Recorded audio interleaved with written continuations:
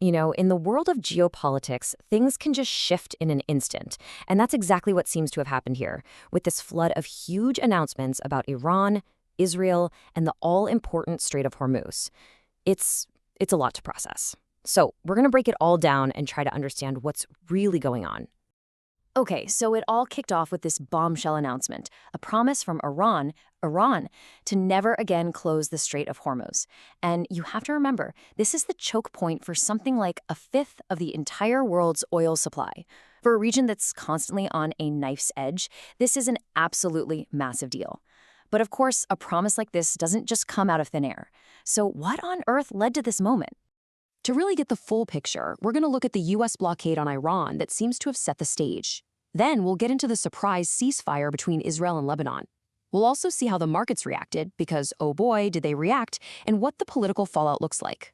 All right, let's dive in. So how do you get a country like Iran to the negotiating table? Well, according to our source material, the answer is a full-on military blockade. So let's take a closer look at what that actually means on the ground, or I guess on the water. Yeah, this isn't some polite request. It's being called an economic stranglehold. The whole strategy, it seems, is to squeeze Iran's economy so tight that it forces them to make a deal. And this pressure isn't going to let up until a final agreement is signed, sealed, and delivered. And you know what? It really appears to be working. We've got data here from U.S. Central Command that shows a perfect record so far. U.S. warships are turning away commercial vessels, and get this, 19 ships have been turned back, and not a single one has managed to slip through the blockade. That is a very powerful bargaining chip. This right here, this quote from the reporting gives you a real sense of what's happening out there. You've got a simple direct order from a U.S. warship, and then this immediate, almost polite thank you in response as the ship turns back. It's just a really stark illustration of the power dynamics at play. Okay, so what is the ultimate goal of all this pressure? Well, it's about something that's being referred to as nuclear dust. It's a pretty simple term for a very, very serious substance, enriched uranium. That's the key ingredient you need for a potential nuclear weapon. And here's why there's so much urgency right now. The old nuclear deal, the JCPOA, it limited Iran to enriching uranium up to 3.67%. But now some U.S. officials believe they've hit 60 to 80%. And just to be clear, 80% is considered weapons grade. That is a completely different ballgame, a real game-changing escalation. But here's where it gets even more complicated. Who is the U.S. actually negotiating with?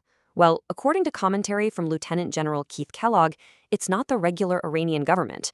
The two lead negotiators are apparently members of the Revolutionary Guards Corps. Now, this is the hardline ideological faction that's dedicated to protecting the regime, which, well, it adds a whole new layer of complexity and, frankly, risk to these talks. Now, while all of this is going down with Iran, another major development was unfolding, seemingly out of nowhere. A surprise ceasefire between Israel and Lebanon. I mean, these are two countries with a long, and bloody history of conflict. This is a big, big deal. So, what does the ceasefire actually look like? Well, it starts with a 10-day pause in all the fighting.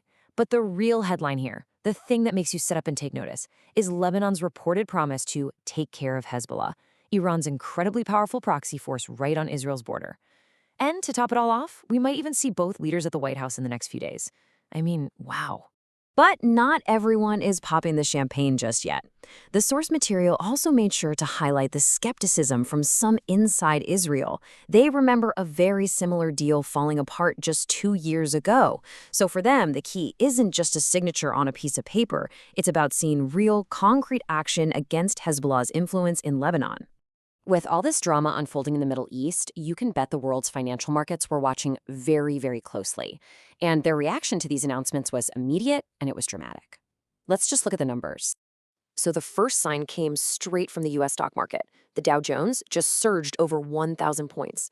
That is a crystal clear vote of confidence from investors. They're basically betting on a more stable Middle East and, critically, a secure flow of trade right through that Strait of Hormuz. And it wasn't just stocks. Look at oil.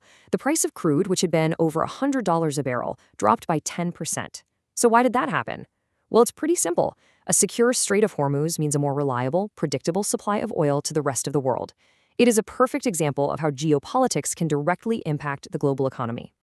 So, beyond the markets, these announcements sent ripples all through the political world, both here in the US and among its allies. And let's just say, not everyone was on the same page. The source material pointed to a Wall Street Journal editorial that really took aim at 46 Democratic senators. They had recently voted against arms sales to Israel, which was a move that the editorial board argued was sending exactly the wrong message at an incredibly critical time. And Lieutenant General Kellogg, well, he did not mince words in his reaction to that vote. In the report, he's quoted comparing those senators to the characters in the movie Dumb and Dumber, calling their vote a historical blunder that totally undermined a crucial ally. The commentary then shifted gears over to NATO. First, President Trump reportedly warned the alliance to just stay out of the whole Hormuz situation. Then, Lieutenant General Kellogg seemed to echo that, calling the 32-nation alliance unwieldy and suggesting it might be time for a major overhaul, even floating the idea of a U.S. exit, using Article 13, which lets a member leave with just 1 year's notice. So, what do we make of all this? A potential breakthrough deal with Iran, a ceasefire between old bitter enemies, and a market that is roaring its approval. It's a dizzying, head-spinning series of events that could genuinely reshape the Middle East. But, and this is the big but, these are just announcements for now. The really hard work of turning these headlines into lasting peace, well, that's just beginning.